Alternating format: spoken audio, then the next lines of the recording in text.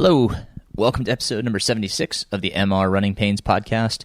Today, my special guest is Hunt Brumby. Hunt, you may have heard his story on the Ultra Jogger podcast. Hunt is one of my athletes and just a solid human being. Awesome person, awesome runner, really, all around awesome. I guess that's what we can say. I really enjoyed my conversation with Hunt and hearing his story about the Vol State 500. What a triumph, what a human spirit. Hunt, I really enjoyed our time here, and congratulations once again. And here's Hunt.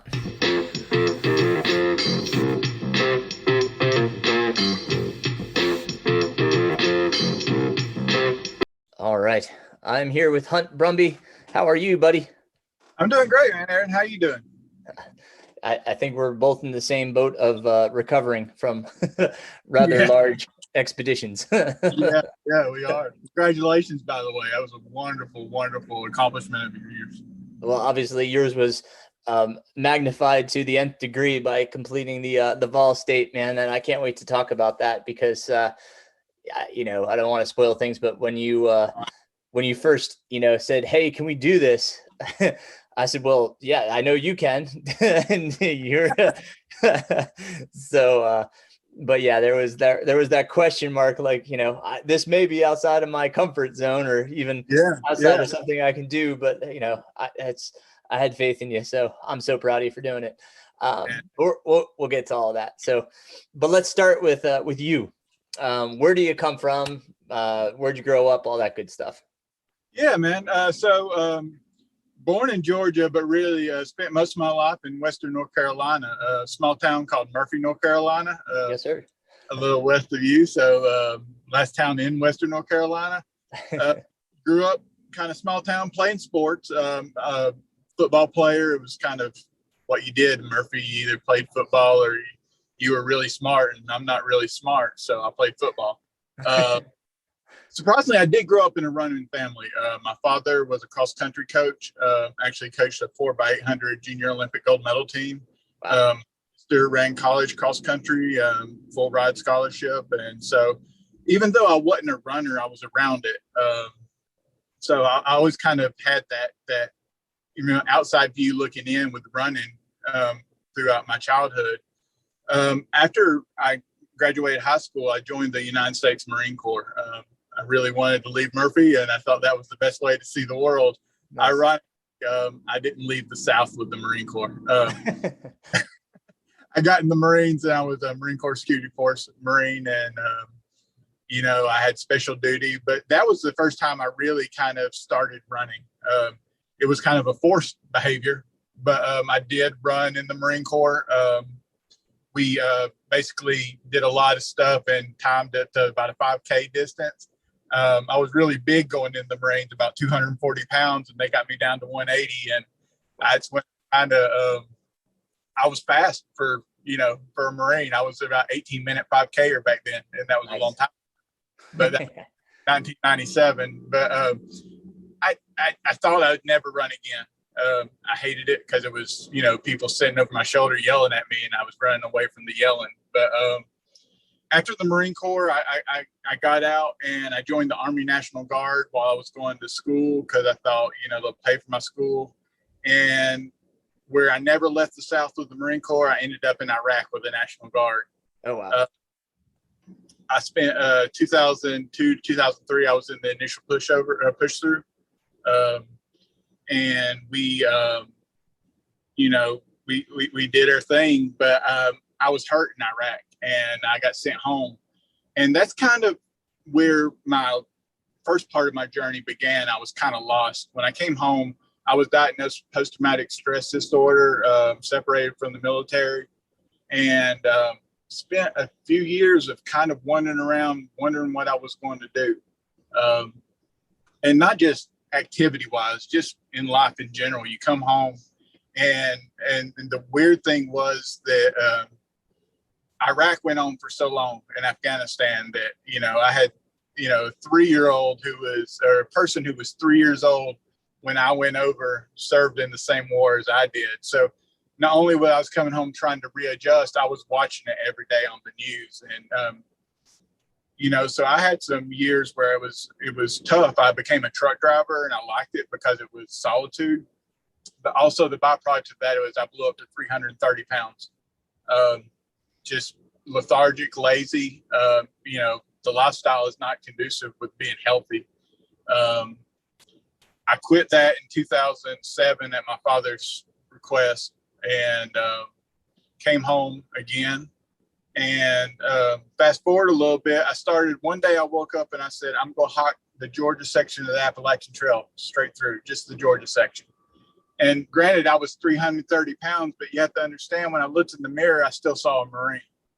And so I set out to do that and I made it one day. And it was the worst feeling in the world. I broke down, I cried. It was just, I wasn't who I was. Athletic growing up, a very accomplished Marine, very accomplished at my time in Iraq. And now I couldn't make it, first day I went 8 miles and it broke me. But from then I knew that time off was a big thing. I was working. So I just Googled hiking, and for some reason trail running popped up. I don't know why, but it did. And there was a race in Helen, Georgia, Helen Holiday Half Marathon. And I said, I'm going to do this. And honestly, I went and did that. And I was training myself, if you call it that. I was just going out and trying to run. And I was running at 330 pounds. I was hurting my legs. And I never did a run over 4 miles. And I went and did that on less than 1 month of training. And that wasn't even a full half. It was supposed to be, but I think it comes in at about 12 miles. It took me 4 hours and 45 minutes. And I was the last person across the line. And they had already taken down the arch. Oh. But it never broke me. I always thought, I'm going to go on and do better things. So that's kind of a little bit about my lead up to running. It was kind of inspired by the military. And I mean, even though, you said last person across the line, when you first started that story, you smiled. And that was kind of the first time you smiled in that story. Yeah. What was in that smile? Man, the last few years of I've been running 2.5 years now. You met me way early on when I limped across one of your finish lines. So I think you tell that story too. I think you were calling back and like, hey, there's a guy out there with half his face tattooed. He may be dead on the trail. I knew where you were. Yeah. I'm easily identifiable. The smile is I found my tribe. I think it's important. And I've grown that tribe. When I first started, I found trail running and I stayed within that RDs, race directors and that groups of races. But what I quickly found was people weren't going to let me be what I was on my worst day. When I talk about Iraq and the post-traumatic stress, and that still pops up, there's bad days. But my friends within the trail running community and the running community as a whole, they don't let that define me. They know the smile. They know that I'm a back of the pack ambassador. That's what I call it. I'm here to you across the finish line. And I just remember that day as a feeling of accomplishment where I failed on the Appalachian Trail. I crossed that finish line and it was one of the first accomplishments I've done since being home from Iraq. I mean, other than like getting married and stuff, but as far as personal, right. It was just, there was no medal that I needed. There was nothing I was easily, I could go through later in life and finish a race and podium. It'll never replace that feeling because I fought for it. I struggled for it and I still crossed the finish line no matter how bad I wanted to quit. And so obviously you finished that and you knew that wasn't it, but what did you think was next, or what did you make next? The next thing, my very next race was a 50K. So 50K. You got to remember, and you met me in, I think Fontandego was March. Yes. So I did that half marathon in December. Okay. In January, I did the Cheehaw Challenge, which is in Albany. Okay. It's a very flat 50K. Took me 11 and a half hours. Same thing, cross the finish line. And in March, I went from I did Fontandango. Yep. So And we should probably give folks reference that you came from a completely flat 50K to Fontandango, which in the 50K is roughly about 6,000 feet of gain. With some good, rugged trails and some good climbs in there. Yeah, I still hate you. That was not a good idea, and I don't suggest it. The thing about me is I've got a lot of grit, and I think that's important for anybody who comes into the ultra world. I always hear a saying that it stopped being fun, so I stopped. Well, I'm here to tell you, it's always going to stop being fun. There's no way you can go out and run even a 5K at a hard pace and it be fun the whole time. The reward is what's fun. So I accepted early on that there was going to be times it was going to be awful, but I was going to keep moving. Because I remembered what that finish line felt like at Helen, and I wanted that over and over. It never bothered me that I was last. In fact, my first 5 trail races, I finished dead last. And I was proud of that because statistically, that's almost impossible to do without falling out. I wasn't trying or falling out of a race. I made all the cuts, but I finished last, and I was very proud of that. But yeah, it was just even fun. I think so. Fontandango, for the people out there, it took me 15 hours. I remember you being at the finish line. I finished ahead of 2 people that were in the 50 miler. And I was so proud of that. That was, Fontandango was when I really kind of felt like I had arrived in trail running.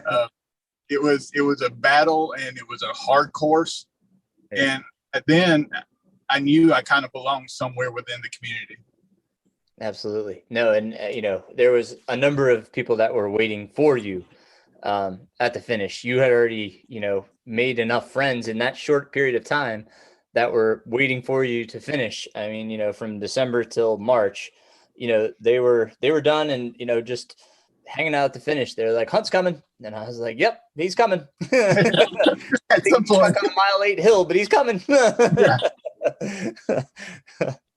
No, I mean, that's the great thing about the community. And believe me, I'm nothing special. It's not that I came in with this magic formula and I made all these friends. It's that anybody can come into running or trail running, and you're going to find this support and these people. I mean, one of the guys was Alex Brown, who was there. And I believe Alex finished second that day. And Alex waited for me. Mm-hmm. And Alex made my race his own. I remember the second lap when I finished, I wanted to quit. And Alex sat me down, gave me a beer, and gave me some ramen. And when I stood up, he goes, "How you feel?" So I feel a little bit better. And he pushed me back out on the course.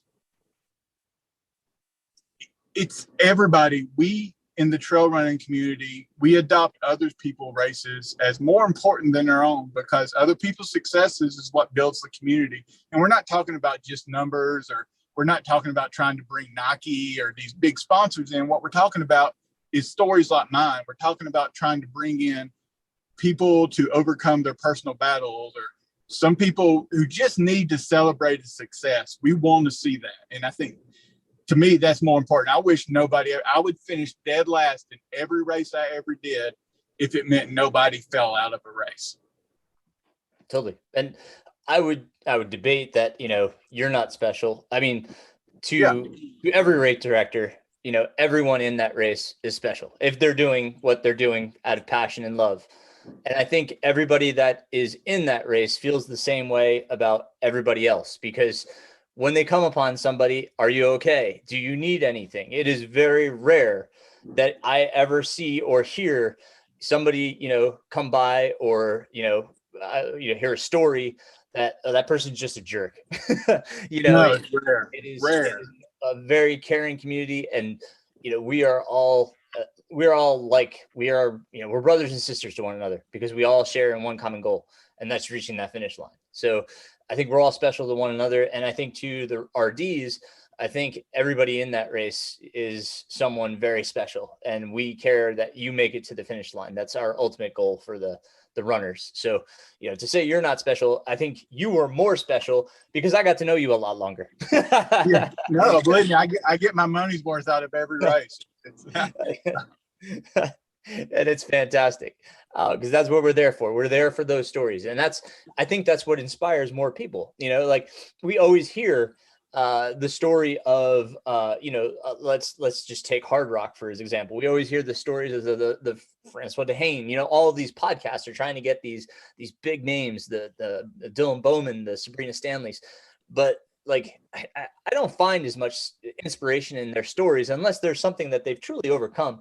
When I hear the stories of, the people that are back of the pack, those are the stories that I want to hear. I want to hear about their perseverance. What made them persevere that hard? And I think that's what's great about you, and especially with Vol State. That's the story I really want to hear, because that's the ultimate story of perseverance. It's so far as running goes, obviously.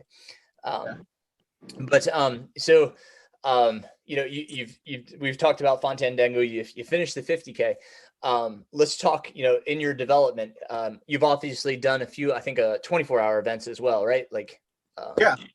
I've done I've done Black Toe Run out of Tennessee, course. I've done Alabama Trap Trail. I did 12-hour. I really gravitate towards the timed races. I think they kind of reward, if you go into the 24-hour, it kind of rewards grit because you can move slower at the start, but kind of inch your way up. And I tend to finish mid-pack in those, whereas straight trail race, I finish back of the pack. So I like the timed races a lot. What's been the longest distance to date? Aside from Ball State, I'm sorry. Aside from Ball State, I did 100K. I went to last year the Seven Trails Festival, the opening year Jason Green's race, and it was a 36-hour, basically anywhere as much as you could run up to 100 miles. I went out there, and I think I stayed on the course for right at 20 hours, and I finished my first 100K. Nice. And that was my longest distance race to date. I also have done Tunnel Hill 50 miler and finished Tunnel Hill 50. Actually, the same year that I did Fontainebleau, I moved up and did. That first year was crazy. I over raced. I think I raced like 17 times that first year. Ultra Sign Up owes me money. But it was just kind of, I had that bug, and it was just like, how far can I go? How far can I go? And I still believe that, like, that's still my motivation. It's like, how far can I go? I just want to do it smarter and with a better training plan in place to help. Grit gets you so far, but proper training is that thing that pushes you over the top. Yeah. And we seem to have found a good balance, so far as running and walking goes. Now your job now requires a lot of walking. But it seems like we found quite the balance leading you up to Vol State. Obviously we kept you healthy going into Vol State. Vol State was a totally different story, but we could talk about that. But let's talk about what was the impetus. What was the backstory? Like, where did you find Vol State, and why did that become your focus? Okay, so there's two parts to this. The first part is the where I found out about Vol State was I was at a race with Greg Armstrong was there running. It was a timed race. I'd basically heard about Vol State from podcasts in the past where they had guests on who did it, but Greg had run it, and I kind of picked his brain about it, and he looks at me halfway through it, and he goes, "You should do it." And I was like, it kind of, the first time anybody who looked at me and was like, "You should do it," and I laughed. He goes, "No, you would make it." He's like, "You should do it. It's life changing." So I sat and talked with Greg about it. The other thing is, when I was before I was even running, I read a book and Walk Across America. I don't know, by Jenkins, and it changed my life just because it wasn't about racing, it wasn't about running, but it was about his experience of walking across America back in, I think, the 70s.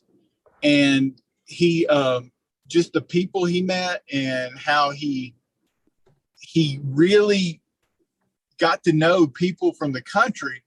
And I wanted a little bit about that. And the more I learned about Ball State, the more I knew that was as big a part of it as the race itself. And I really wanted to be a part of that. So that's where I kind of got the bug for it. Initially, I thought it was going to be, and that was 2 years ago, last year. And initially, I thought it was probably going to be 4 or 5 years out before I did it.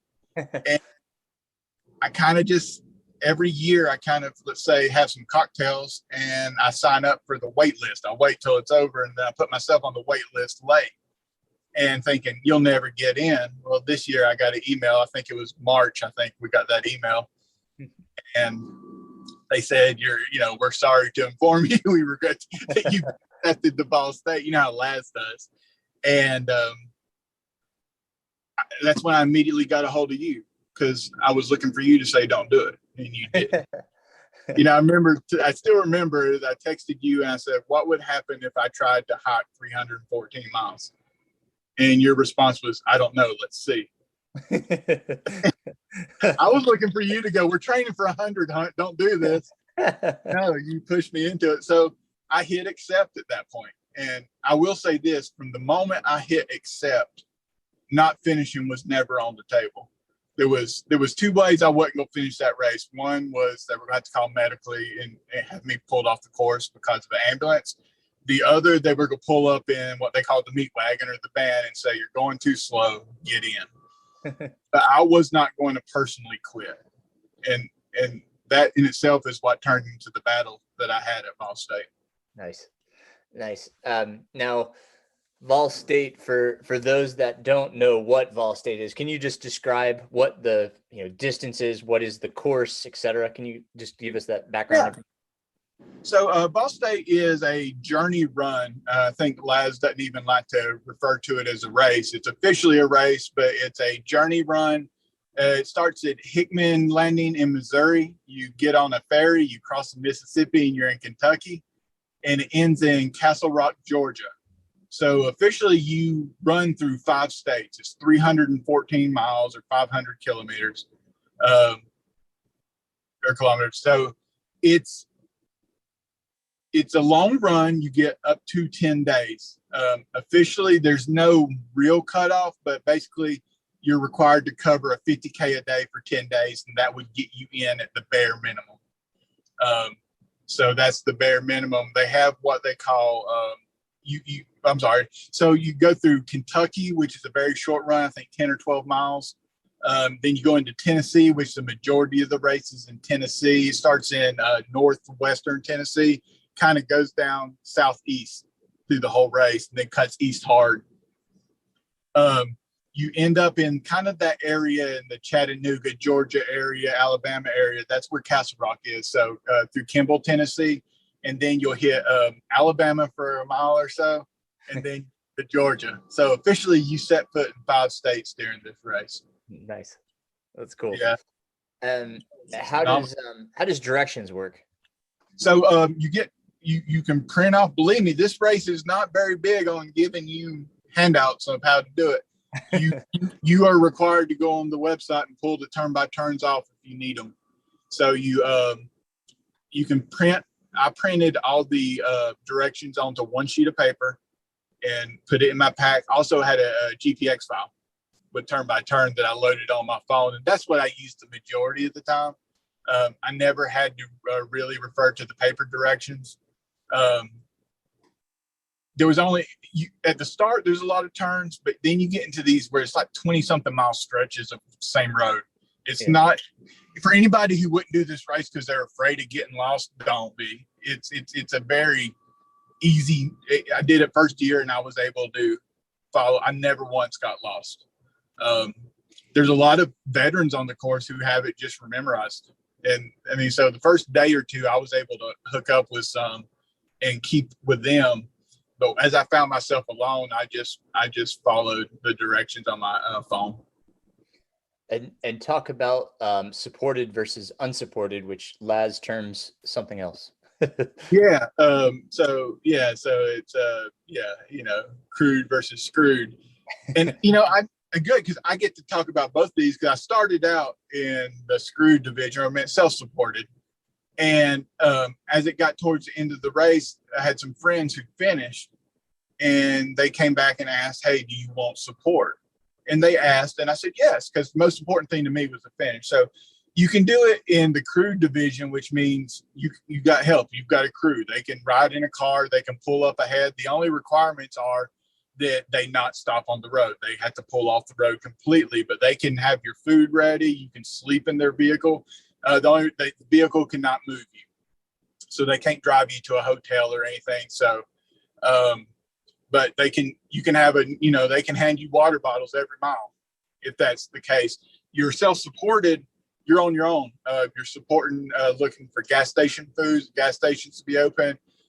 You're looking for Dollar Generals, which are the gold mines along the way. They're and there's also road angels. This race has been going on so long. The one thing I will say is, while they build this as not having aid stations, that's a little misleading in the fact that about every 10 miles, there was somebody set up at their house or just left a cooler on the road. But a lot of people, they had signs that Ball Staters sleep on the front porch, Ball Staters come and rest.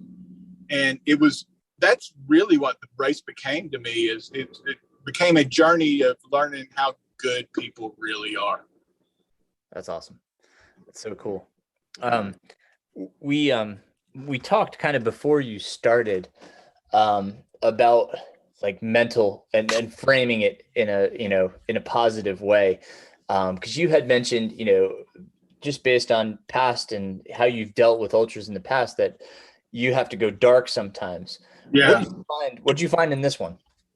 So exact opposite. I'm so glad this is the first time. In the past, I've kind of fed on like Iraq, and in Iraq, if you were out, you had to get back, because believe me, there was nothing good about getting stuck out in the middle of a city at night, so there was no choice, but there was some bad things that happened to me over there. So sometimes in a 50K, I would put myself there, and it would just cause me to go dark, but keep me moving. Well, this race was way too big for that. If I go dark on day one, there's 7 to 9 more days of I can't be in that mindset. What I found here was I was overwhelmed by the goodness of people. For those who don't know, I'm very tattooed up to my face. I've got 50% of my face tattooed. If you didn't know me, I'm probably your stereotypical biker-looking guy. And I was very concerned about that, because this goes through small town country Tennessee. And I thought, well, these people may be nice, but they're not going to be nice to me, or they're going to be apprehensive of me, or I'm going to have trouble with the police. What I found was that when given the chance, people are just generally good. There's always the exception, but for the most part, people pulled over every day and gave me water or gave me food. And they didn't know about the race. They just saw a guy on the road who probably thought I was hitchhiking. And they stopped and they gave me food. I had people offer me rides. I had people who weren't set up as road angels who yelled at me during a rainstorm to get on their porch. So that took me to a very positive place I've never experienced before, that my heart was just filled with the joy of like, man, if you put we get so caught up in social media and everything, but just on a day-to-day, given the chance, these people are really good. Absolutely. And so I would encourage folks to, find your social media, your Facebook, especially because you did a lot of Facebook lives. And, you can talk about those because, I could tell you were in a good frame of mind by watching your Facebook lives, and what was coming out of your mouth was, just positivity and the exuberance that you felt for those that you had met. So if you want to just touch on, what prompted you to start doing all of those?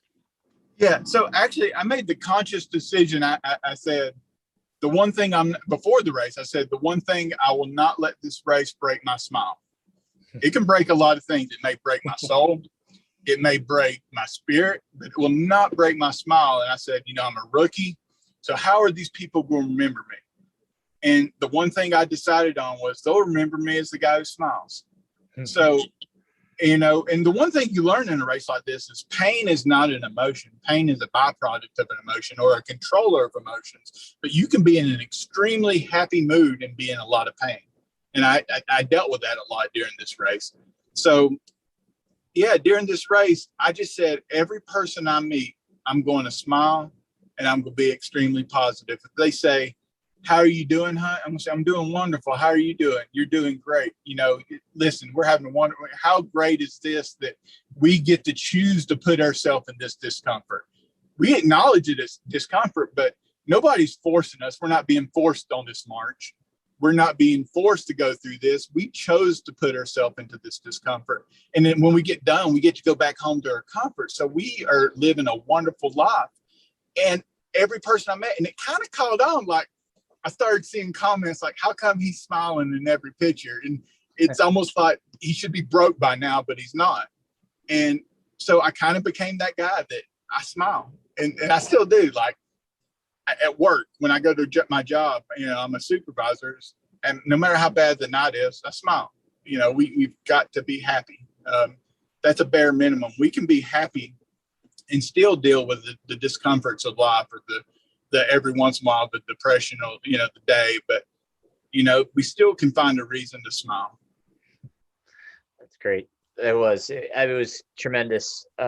Just to watch your Facebook Live videos, and, I would check in, of course, text you, just kind of, see how you're holding up. Just wanted to make sure you're still moving and okay. I was, I saw the reports.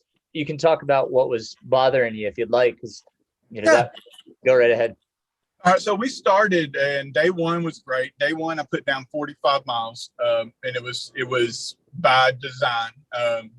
So the first 12 hours, I did a 50K, or right at 30 miles. I did 30 miles, and that was great because that did my 24-hour total almost. The second 12 hours, I hit a bunch of rain, and but I still got 15 miles in that night. I also took a nap I laid down for 2 hours, but probably slept 30 minutes of it. The second day, we were going along, and we had stopped for lunch, and I felt a big pull in my shin, almost like a really bad shin splint. And I thought, well, I'll work it out. I'll just keep moving. And it got worse as the day went on. And I got to a point where we were in Pine City, and I had to make the call to stop and go into a hotel. And I was separating from a group that I had hooked up with, and I hated it, but I was limping. I mean, it was bad limping. And so I went into the hotel. I remember making a promise to you that I wouldn't make any decision among the race on the empty stomach or at the very low point. So I said, I'm going to go sleep for 4 hours. I went into the hotel. I slept for 4 hours, got something to eat. I woke up, and I said, I'm going to make a push, but today's the day. If at the end of the day I'm not moving, I'm not going to keep going and quit on day 7. So it's either going to be quit day 3 or make it all the way.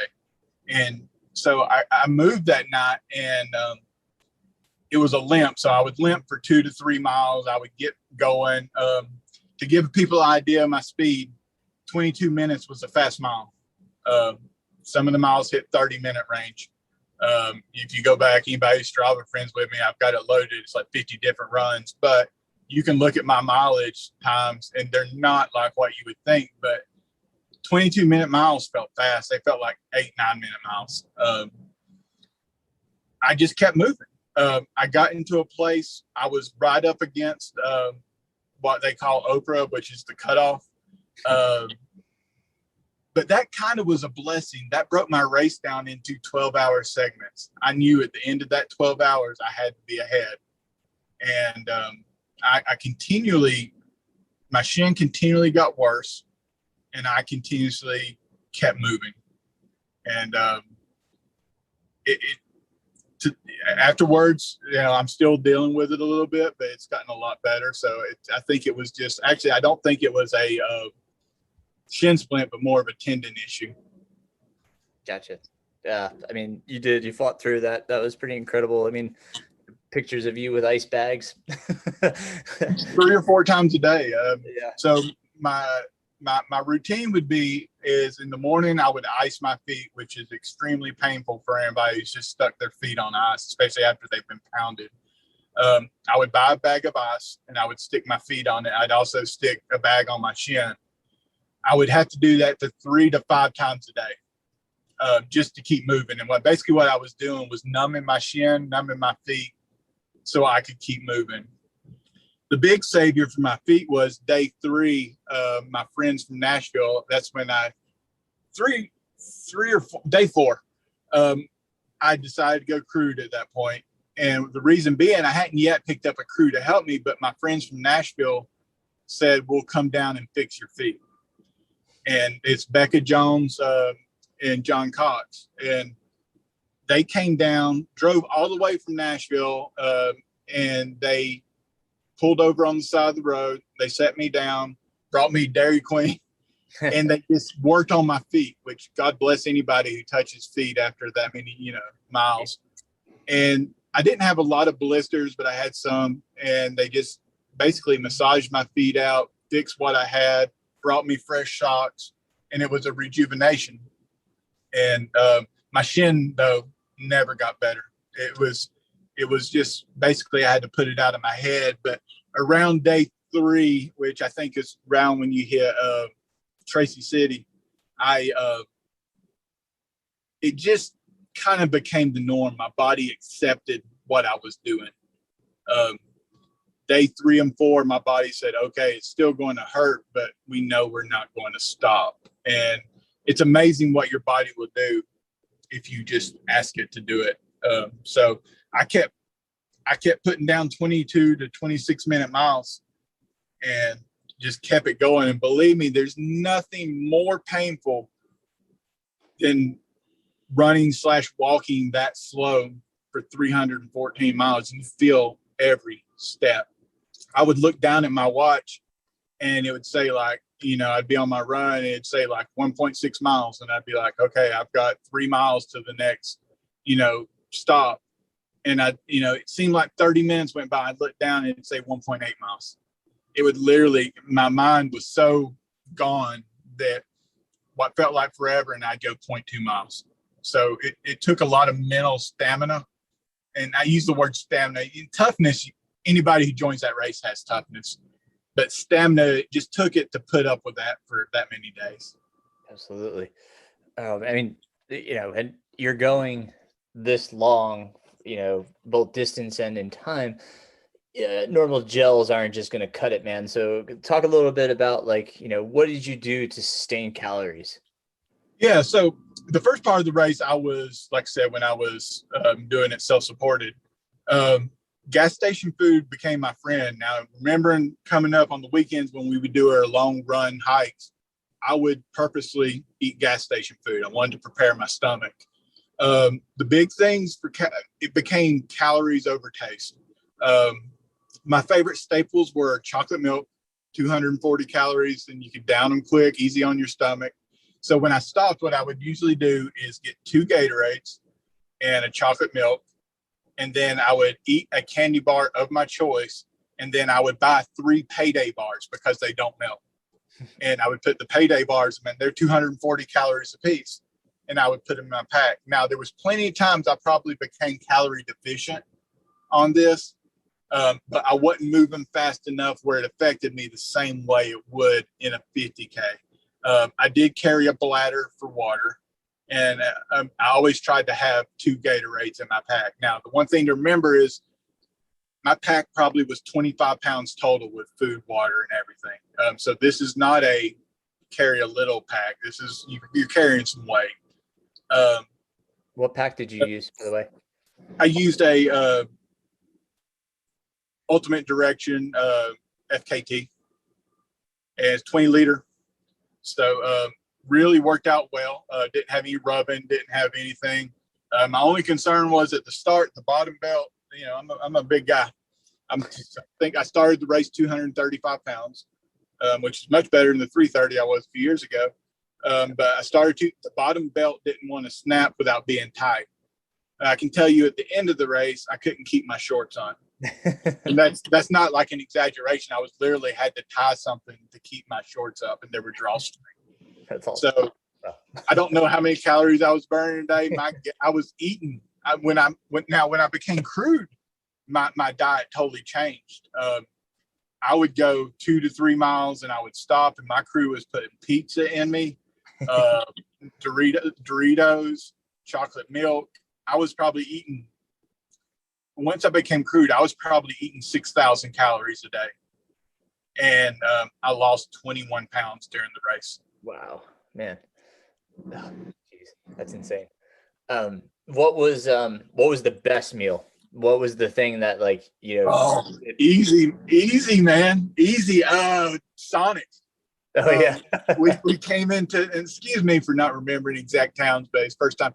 So I came into a town, I don't think, maybe Jasper, and there was a Sonic open, and I went and had 2 double bacon cheeseburgers, a large tater tot, a large Coke, and a large 44-ounce cherry limeade. And I ate that in like 4 minutes. Like, literally, I ate that meal, and on the way out of town, I was eating Payday candy bars.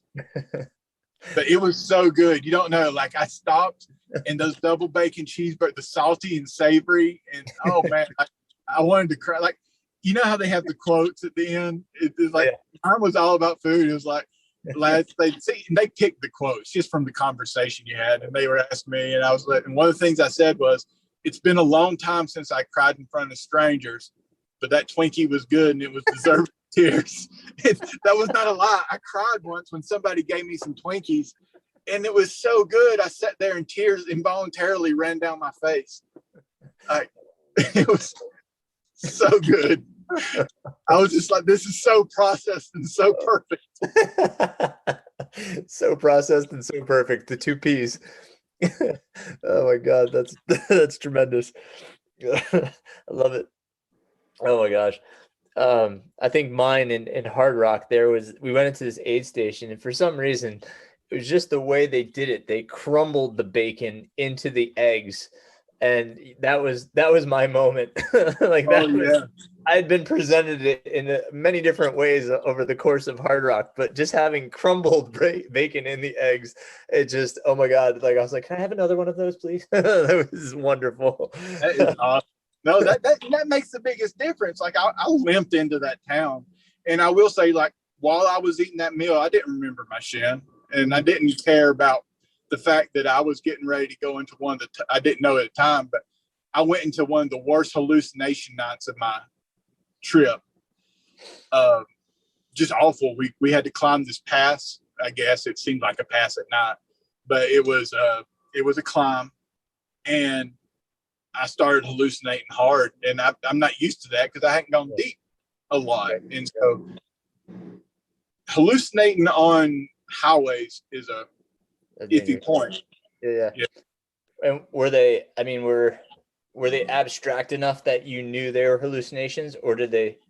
Yes. Well, yes and no. So I was climbing this pass at night, and I was just tired beyond belief. Like, I think I was doing 35-minute miles. But I had to keep moving, and it was a 4-lane. It was 4 lanes, and I had shoulder, which was good. But I was going up, and there was big rocks on the side. Like, as you got higher, there was big rocks, and one of the things I saw was like a missile sticking out of the top of the rock. And I said, "Well, that's from your military. You're thinking about missiles." But the one thing that was dangerous was I kept hallucinating benches in the road. Yeah, and I wanted to sit down, but I was able to go. Nobody would put a bench in the road. Now, one time I did sit in the road, and I had to immediately go get up. Now, the one thing I did hallucinate, and I knew it was wrong, is Jeff Goldblum. Jeff Goldblum, huh? Yes, greatest hallucination ever. I would see him, and he was at the top of the hill, and he was talking to me, and he was, yeah, I can't do the voice, but he was like, "You're moving slow," and I would get close to him, and he'd be up. And he's what got me up to the top hill. But the one thing I'll say is when I got to the top, it turned into 2-lane windy going down. Okay. And I was like, I can't. It's dark. Because every step I would take, I was doing the stumble steps where you take a step and I would take 2 steps to the left and 3 steps to the right. And I was all over the road. So I did have to make the conscious decision when I got to the top of there to sit down on the side of the road and take a nap. Good. Yeah. Mine and Hard Rock were like noticeably stupid, like it became like a joke, like I saw like there was a river, and I pointed with my pacer. I said, "Hey, look, bumper cars." Like he knew it was like, all right, man, just keep moving forward. We knew it was stupid, but it was comical. Like I would say what I'm seeing, and I knew that there's no possible way that we're, in this rural mountains and there's bumper cars, so it was almost comical. No, I'm just happy I finally had them. Like I've gone this long without. I was like, the only thing I didn't want was snakes. I was like, please don't be snakes. Please don't be snakes. Right. Yeah. No. And even then, you got tricked because it's the highway, and you would see snakes, like mostly dead, but you would see them. So every piece of rubber from a tire looked like a snake, and they warned me that this would happen, and it happened. Was you would step on one, and because there's radial sticking out, it would snap up and hit you in the shin, and you would think I got bit by. And sure enough, they called it a road snake. Yeah, it happened to me, and I screamed. Yeah, like not very tough. I mean, all of us have that fear, like you're running the trail and you just hit a stick, and you're like, "Oh, I get bit." No, well, I mean, especially after your last experience, I can only imagine. Oh yeah, well that one was it took a while for no stick to look like a snake ever again, but I definitely out there I wasn't as worried about the live the animals out there as much. I mean, it was more all like marmots and those pikas and stuff, so it wasn't anything too bad. But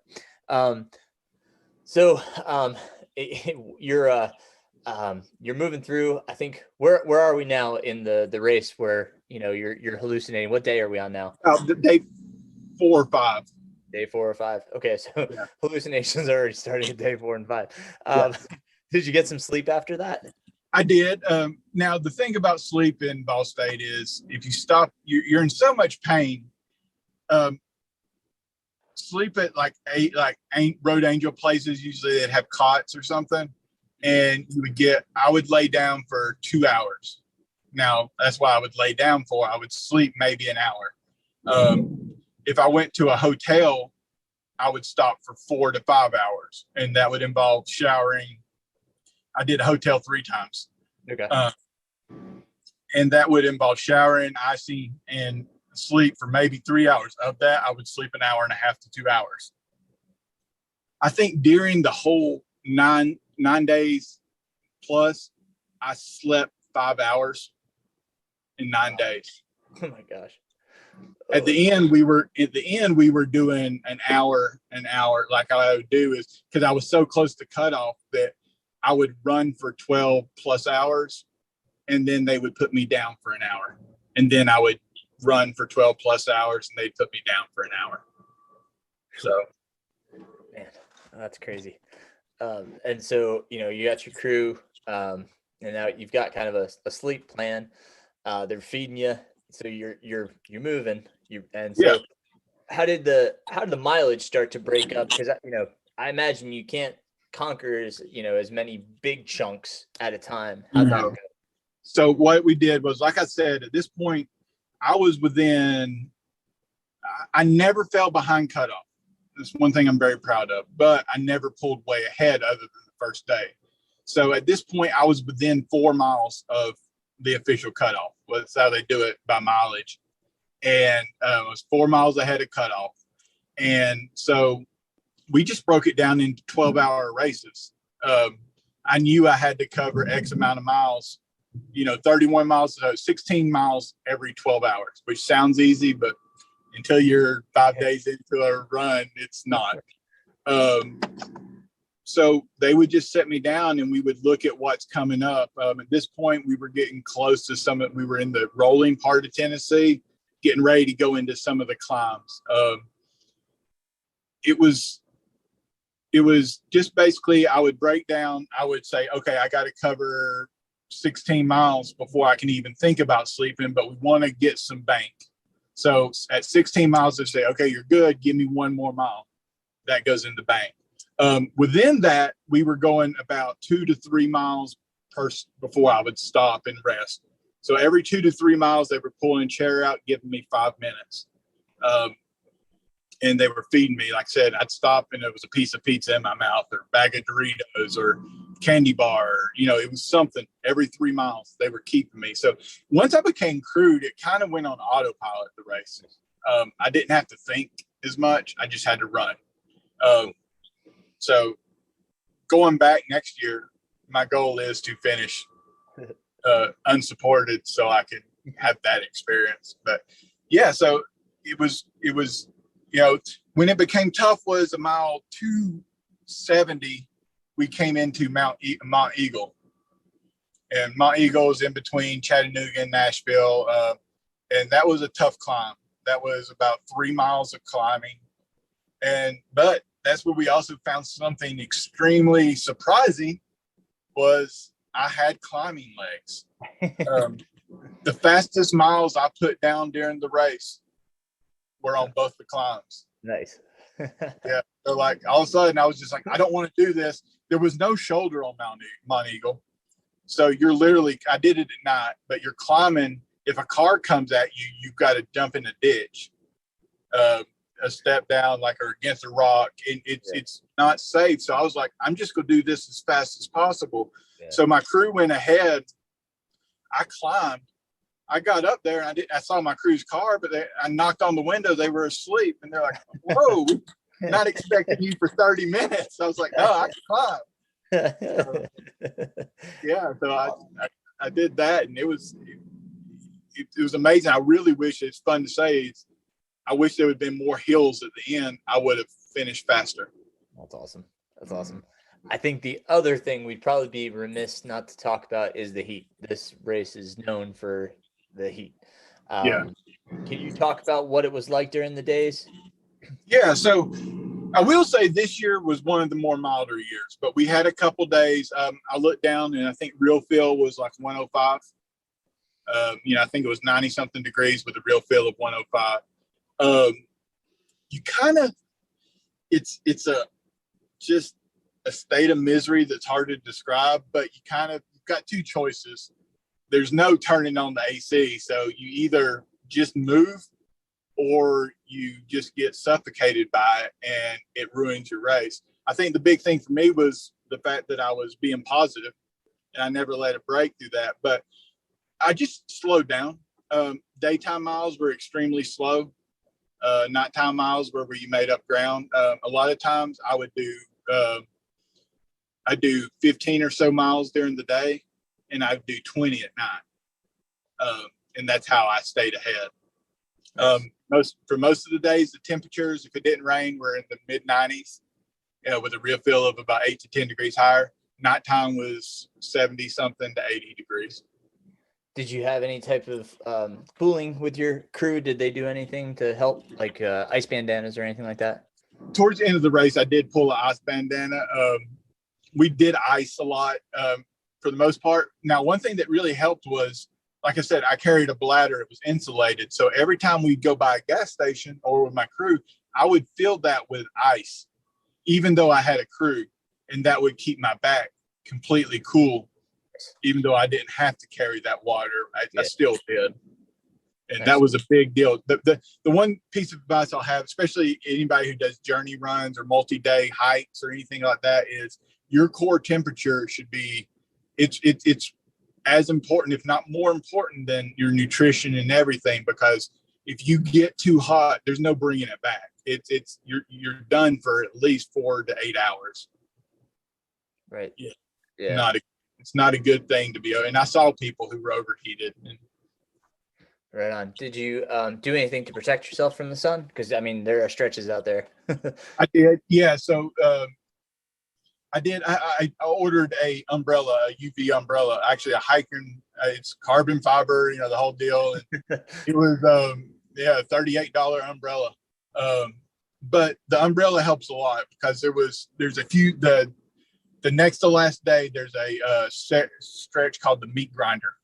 And it's basically 21 miles of pure open road. It goes in to like, I'm sorry, earlier I said it goes into Tracy City, which is right before Kimball and all that.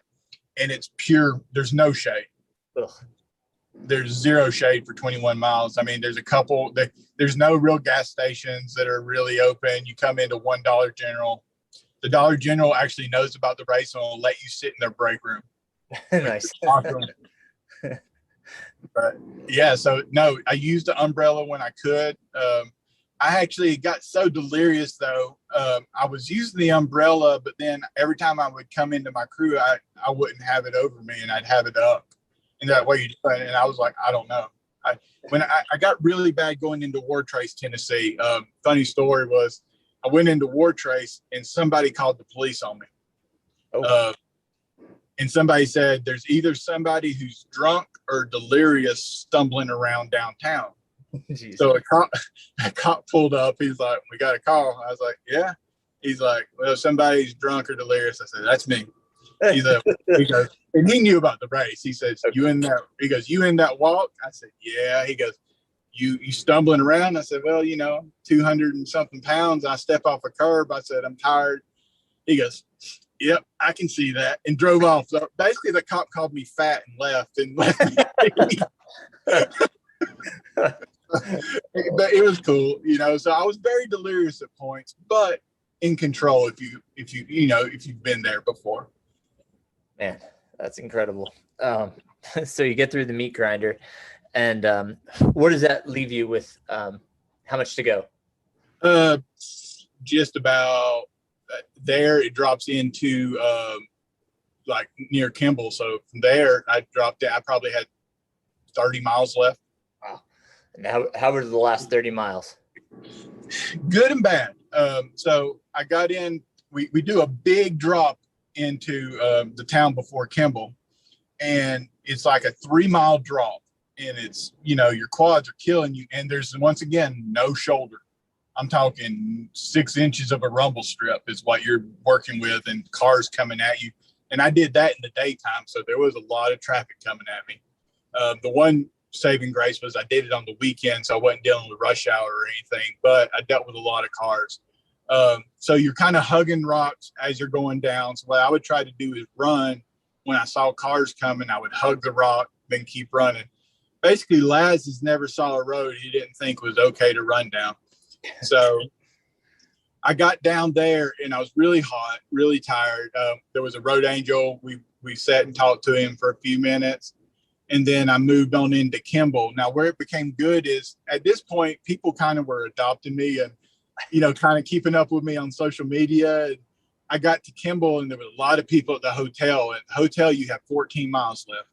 And they were there to cheer me on. So I stopped in Kimball, went ahead and got my room from when after the race, and made the final push to Sand Mountain. So you go from Kimball, you cross the bridge at South Pittsburgh, the Big Blue Bridge, which is kind of iconic.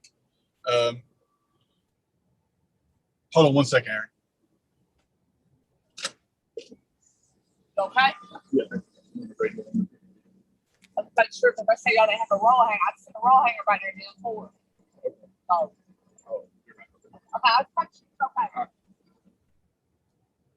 All right, sorry. All good. So I had 14 miles left. I made the push there.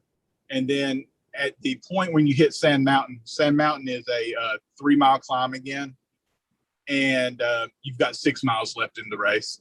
And so you basically, you do a 3-mile push up the mountain. Then it's like 3 miles of cornfield and trail, and you're at the rock. Man, that's awesome. So how far out can you see the rock? How far can you see from the rock, or how far? So when you're approaching it from last second, you pop out of the cornfield in these woods, and then there they are. And Laz does the thing where he's like, 1 more mile to go, and then you hit another sign. No, now just 1 more mile. Then another sign. No, just really. And what he's done is he's put the signs 0.3 miles apart. But you're so delirious and you're moving so slow, you think you've gone a mile each time. Oh, yeah. So it's just kind of one last joke and one last kind of like, I hate these people. And you get to the end, and they walk you out to the rock. They take your picture, and I hit it at night, so you couldn't see a lot off of it. But then they sit you down, and you get to talk to Laz.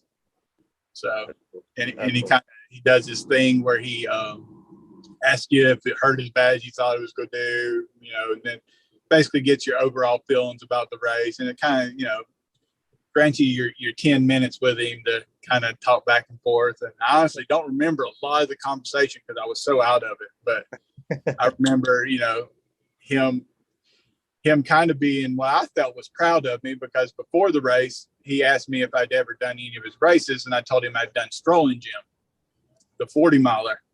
And then I told him I DNF'd it, did not finish. And he looked at me and he goes, well, it's not looking good for you then, because Strolling Jim has a 95% completion rate, and I don't see you doing well in this. And so that was kind of that push. So I got to the end, and I was like, you remember what you said? He was like, I got to build you up. So, Oh, man, that's awesome. Proud moment. Yeah, absolutely. That's a huge congratulations. That's amazing. I mean, that you think about what percentage of people are ever going to do that race, and it's incredible, to have the finish and already be thinking about next year. That's awesome. I've already signed up as long as I make it in through the lottery, but if I don't, I'm sure I'll make it in through the wait list. I mean, it happens every year. So no, next year, the goal is under 8 days. So I wanted to start with a 7. And do it screwed, right? Yeah, and do it screwed. No, there's just no reason I shouldn't. I think without my shin acting up, I think I would have finished in the 8s, like the high 8 day. I would have came in under 9 days. And I think with a little more fitness under me, I think 7 days is definitely possible. 7 days and change. That's tremendous. I hope some people pulled some stuff away from this conversation, because there's a lot there. You brought a lot to the table on this one. That was tremendous, both in your attitude, in what you were doing and how you did it. So, tremendous job, Hunt. That was, I was so proud of you when I saw that post. Oh, man, yeah, no, it's so cool. Absolutely so cool. Your journey to this, it's been brief, but you've done a tremendous amount in such a short amount of time. So cool. And I think you can give a lot of hope and inspiration to a lot of folks, because your journey from 330 to now, it's you're doing amazing things, dude. So thank you. Thanks, man. Thanks. Yeah. Any final words that you want to impart to folks? Yeah, basically, if you want to do something, do it.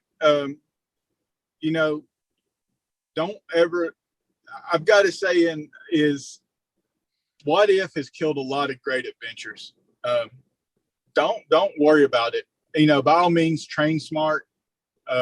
Look for that avenue, whether it be with a coach or a training plan. I suggest a coach, but look for that consistency. Put in the work, but don't worry about the outcome so much as take time, live the adventure, and push yourself to a limit. If you dreamed about doing something and you have the opportunity, go ahead and roll those dice and take that chance.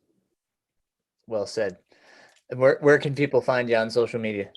Yeah, so Big Boys Trail and Try at Instagram, and on Facebook. If you'd like to hit me up, it's Hunt Brumby at Facebook. By all means, if I see you're a runner, I'm going to accept you. If you have any questions about Ball State or any other race, I'm happy to answer for you. Yeah, you can definitely check out Hunt's results on Ultra Sign Up. He's done a smattering, that's for sure. If you would like to live in the 40-something percentile on Ultra Sign Up, I am your man. Oh, man.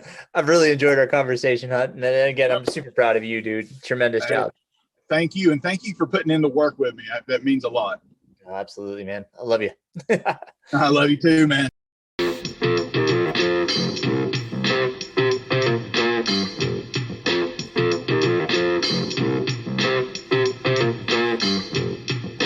Well, Hunt, congratulations once again. Thanks for your time and for coming on the podcast and sharing your story. Really cool to talk about everything. And just so proud of that, so proud of you, so proud of that effort. Just amazing. We'll the Saft family, we're going to be heading on vacation here. So as this podcast comes out, we'll be heading out of town, which means that I'm not sure when we'll see the August newsletter. I might be able to do a bit of work on it when we're away. And potentially get it out. But if you haven't subscribed to the newsletter, please go to mrrunningpains.com and you can subscribe to the newsletter there. All of my old newsletters and podcasts are archived under the Connect With Me page. So if you click the main menu, you'll see the Connect link, and under there you'll see podcasts and newsletters. You can go in there and click on those and see all of the old ones. Newsletters are really, I try to put as much information as I can into those. I do gear reviews. I do tips, running tips. I put in videos and helpful podcasts and books. Also write articles about training and such. So subscribe to the podcast as well as the newsletter. It's super helpful. And I want to thank my Patreon supporters, those that support financially. That helps me get this podcast out there. It also helps me get that newsletter out there and YouTube content. So thank you to all of you for all of that support. And also thank you for everybody that have reached out about Hard Rock. Man, it really was, it was overwhelming to hear, how many people followed that journey, and just how many people reached out with a congratulatory remark. Wow. I really felt the love and I really felt appreciated. I thank you guys. It means the world. That race did mean a lot to me, obviously. And, to have so many of you to share that with was quite incredible. So thank you. For now, as I said, I'm going to try to get that newsletter out. I will have a podcast coming out. I've already recorded it with Andrew Nelson, so that will come out while I'm away on vacation. It's a pretty cool podcast with Andrew. Andrew is an up-and-comer. Watch for his results. He's running Pine Creek 100, and his goal is to run sub 16 hours. And I have every feeling he can do it. I've been coaching Andrew here, and man, he is just a stellar runner. So I'm excited about that. It was actually a pretty cool podcast because we not only talked about Andrew, but we talked about some of the problems that actually came up and some things that happened while he's running. And we got into a discussion on possible resolves. So, something maybe you want to listen to. We got into digestive issues and such. So, kind of a helpful interview. I appreciate Andrew and his patience because obviously the focus was on Andrew, but we did talk about a lot of things that not could only help him, but that could help you as well. So have a listen to that. That will be episode number 77, which will come out next Thursday, which will be I guess that would be August the 5th, August 5th. So August 5th, that podcast will come out. Give it a listen. As always, thank you for listening. If you would, subscribe, leave a review. That all helps others find this podcast. And, I just hope you guys are doing well and keep running, my friends.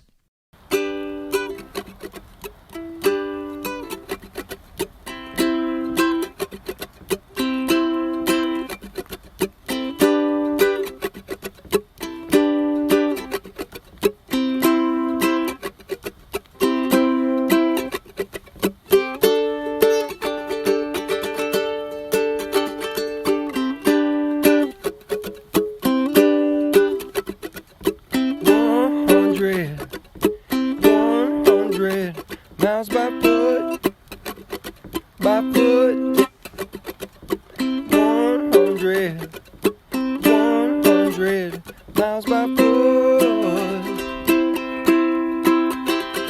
Don't ask me what I do it, I can't stay put.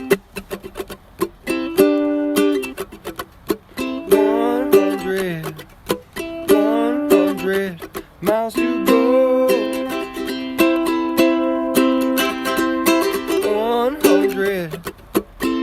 100 miles to go.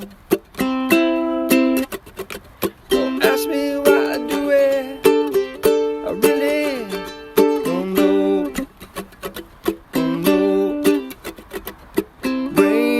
coming.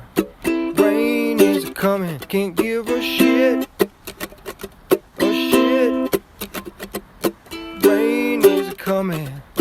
Rain is coming. Can't give a shit.